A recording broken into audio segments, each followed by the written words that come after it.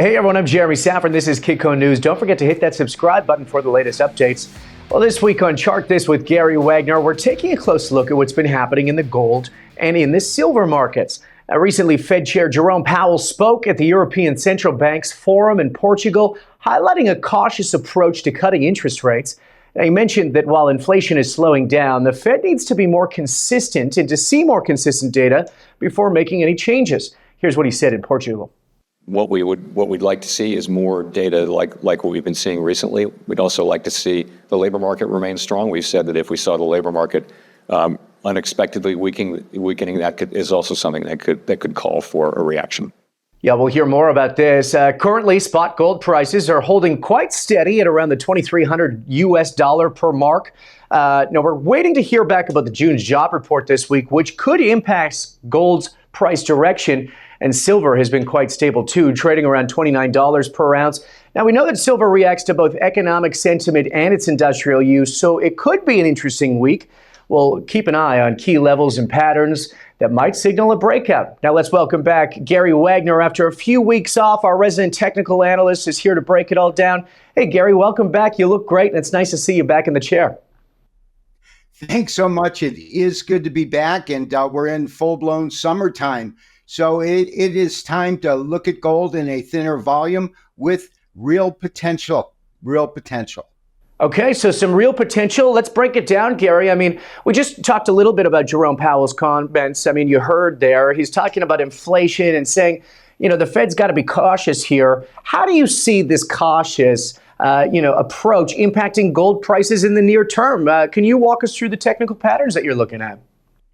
Yeah. Well, realize that we'll definitely look at the technical patterns, but we have to acknowledge in the type of marketplace that we have now, sometimes if a Federal Reserve official sneezes, it can change market sentiment.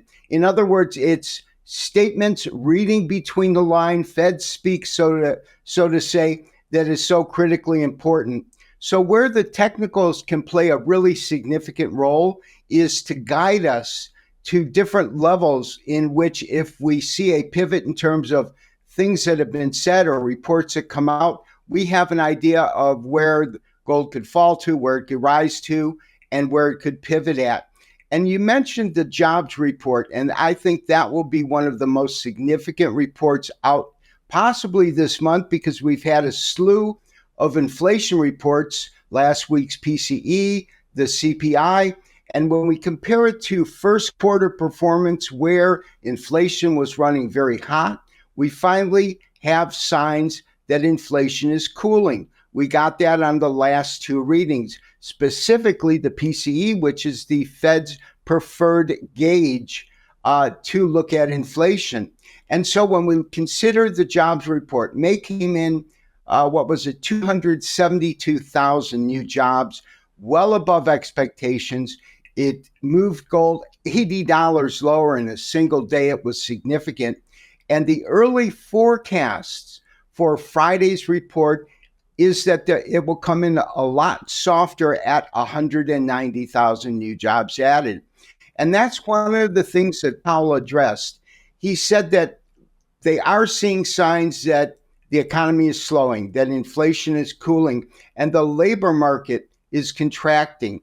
And he said a couple of things. The first thing is he said he wouldn't be surprised or expects to see unemployment tick up. It came in at 4%, which was higher than previous readings.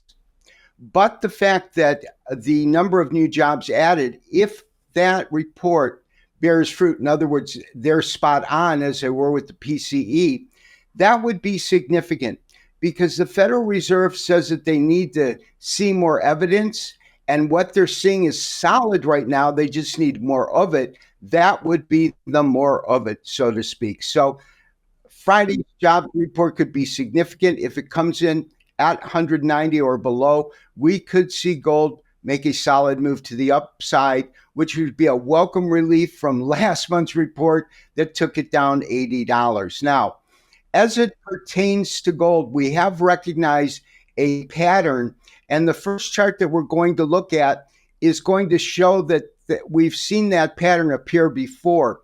And that is this pattern that occurs really between November, December, all the way up to about the end of February. And it's a descending top, meaning you get a series of lower highs, but you get a flat bottom, in other words, equal lows. And this particular pattern, as you'll see on our next chart, can indicate a breakout to the upside or downside, but it depends where the trend was previous to the formation of this pattern. So in the case of this one instance, we had a strong uptrend. We had gold coming from about 1900 in October, hitting this first high at 2100, correcting and then moving to about 2200, and then having these series of lower highs equal lows. And once it broke out, we had basically a parabolic move up, and I think we covered this on one of our shows, and that was this bull flag. And the bull flag is another type of consolidation pattern, and it's a bull flag because it's coming from an uptrend, and again, it's a continuation, which brings us to our current take on gold, which is this. This is the stuff we talked about before. And then, of course, we had a series of two all-time record highs, the first one on the 19th of April and the most recent one on the 20th of May, taking gold. This is futures, of course. This isn't spot. And so once again, we've got that descending top, a series of lower highs, and a flat bottom. A couple of things we can make out of this. One, we have had significant support on a technical basis at 2,300. If you looked beginning of May, it's the low. If we look at 10th of June, the low. If we look at recent activities, the end of June, it's the low. And it's been moving back and forth, kind of like this sample pattern here. Now, if this chart is going to be have any kind of solid predictive quality, we take a look at this first move up. We measure the length or the amount the gold moved from this low of 23 to about 2450. And we can say that we're probably going to see it move back above this, possibly to 2,500. Now, if that happens, it would not happen at once. It would be a series of stair steps, obviously. And so, and I think that if we get, and this is why I started looking at this chart with the caveat of Fed speak is so important and reports data is so important, because if the jobs report comes in showing a contraction of jobs compared to last month and coming in at or under estimates, because estimates are important because they factored that into the market. In other words, if they're predicting 190 and it comes in at 200, which isn't that much above, you can get a strong reaction because it came in above estimates. But nonetheless, that could take gold higher, and if it breaks and closes above, call it 2348, we could see a significant move of over $100 to the upside. And that's what the charts are telling us today. Wow, so 25 potential on prices. You know, I think I covered last week, Bank of America, there was one analyst there saying by this year, gold could reach 3,000. I mean, you mentioned it. It's much more of a fundamental market at this point, not necessarily a technical one. But if you put them together, and let's be, you know, a little bit critical here, what should traders look for in the charts if the upcoming job report shows stronger employment numbers? If it shows stronger important numbers, we've got, as I said, major support at approximately 2,300. A break below that would be significant, because when we look at the area right in here, realize this is all historical pricing that has never occurred before. And so it's very, very thin through here. And the next strong level of support doesn't occur for $100 below that, 2,200. So we could see a pretty sizable dip. Realize that the last jobs report that came in well above numbers, as you suggested it, and this was a lot above numbers, resulted in gold dropping $80 on a single Friday. So, and that was, if I'm correct, this candle here, because it's the largest one within the recent time period. And that's what an $80 drop looks like in gold on a single day on a candlestick chart. So if that were to occur, you would see weakness in gold rather than strength, most likely. Yeah, interesting market to say the least. Okay, Gary, let's switch over to silver and talk a little bit about that. Obviously, I mentioned, and you know well, and as well as our audience, that silver's a little bit of a different beast. It's got a couple of different ways of judging it. There's the economy, and then of course we have the other advancements that silver's really drawing. We're seeing some interesting information when it comes to solar panels. But, it's been relatively stable, at least on the spot price, at around $29 here. I'm curious, given the current economic climate, what key levels and patterns are you seeing in the silver charts? Well, first of all, you're spot on. Gold and silver used to move in a very tandem nature, with silver outperforming percentage gains on the way up and having larger declines on the way down, percentage-wise. However, gold ran to a series of all-time record highs recently. Silver has not broken above $30 for the longest time up till recent. And if we look at it historically, we've never seen silver replicate the kind of action we saw back in mid-2011 when gold hit a all-time record high of, I think it was $1,911, phenomenal move to the upside. Silver pops to $50. We've seen that twice in history, but neither occurrence has happened in the last 10 years. So when we look at what's going on now, we've seen, whereas gold was trading sideways, consolidating with a series of lower highs, we got that in silver, but we also got these lower lows. And just recently, we had silver hit a level which is just above 29, call it 2907, and it formed what's called a doji. And a doji is one of the single most important Japanese candlesticks.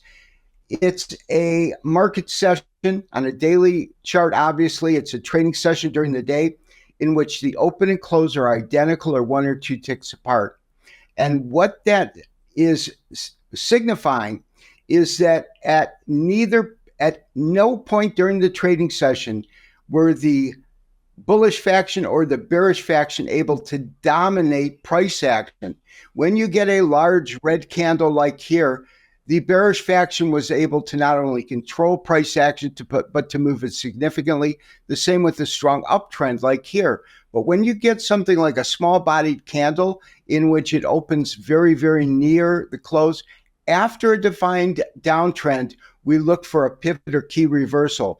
Because what that's saying is the bearish faction were in firm control of the market. It really traded within this channel. It hit this low, but on this particular day, Wednesday, the 26th day of June, neither the bullish faction nor the bearish faction were able to control price enough to have it move in any substantial manner. And then we saw small but consistent moves to the upside over the last 4 trading days, but they're very, very small. In fact, one of the best charts we can use is called a Henkinashi, and that really is an excellent way to help us determine the strength of a trend. So, for example, if you see the market moves up here, you get a series of dojis here and a small correction. Then you get that doji. You'll see it a lot at the top. But look at the body size at the beginning. That trend has got a lot of fire behind it. When it starts to get a little price or top heavy, notice you get upper and lower wicks. And again, with the dojis, you get dojis here. You get them at almost every significant top and bottom. And so we saw that recently. And that, to me, said that we could be headed higher. However, what we didn't see is any strong conviction. In other words, these candle sizes are very small. And lastly, what I want to point out, and we've got to go to a much longer term chart, like a weekly or monthly, and then really compress it. The first thing I want to show you is that this move here to well above $32 per ounce was significant in that it broke above all of these tops that came in through 20 and 21.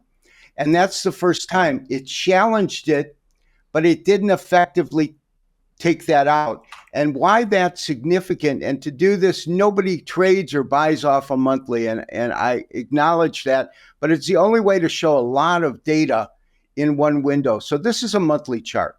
And so what we can see is this is that record top.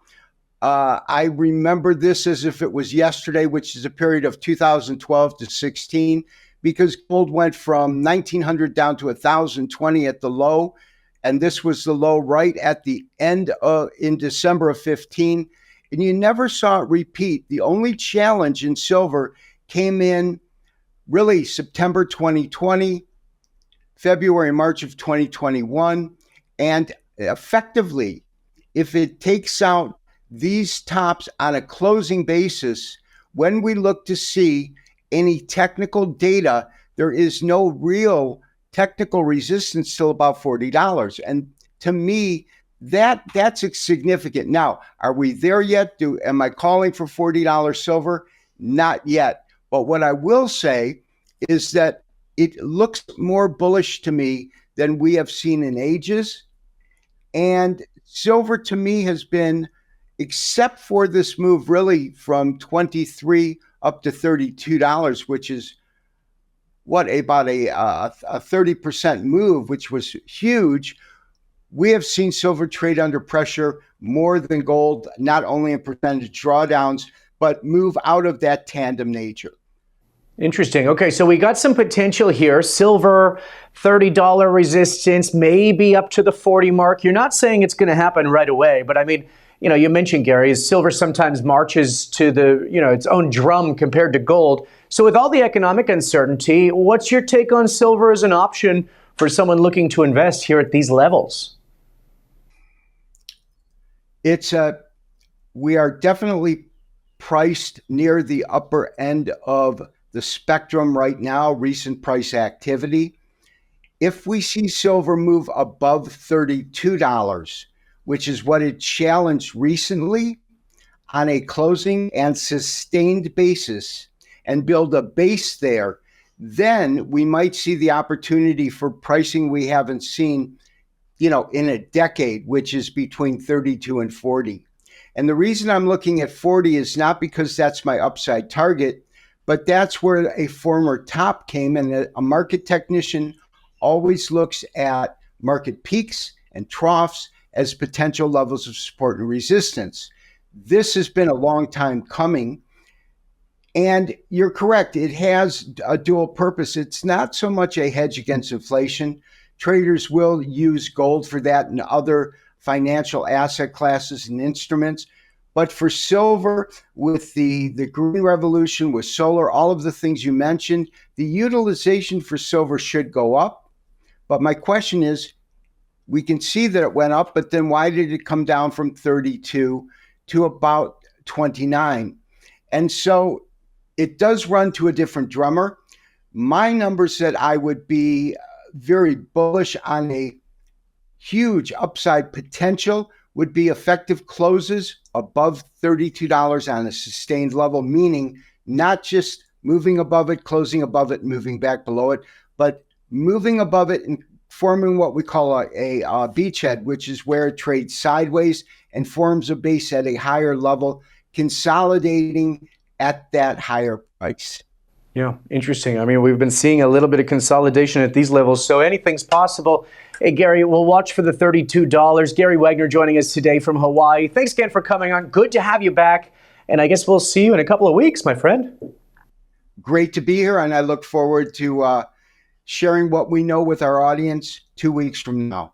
Of course, of course. I'm Jeremy Szafron for all of us here at Kitco News. Thank you for watching. Hit that notification button to stay up to date with us. We'll have lots of great content to come, including some coverage from Florida. We'll be there at the Rule Symposium. We'll see you next time.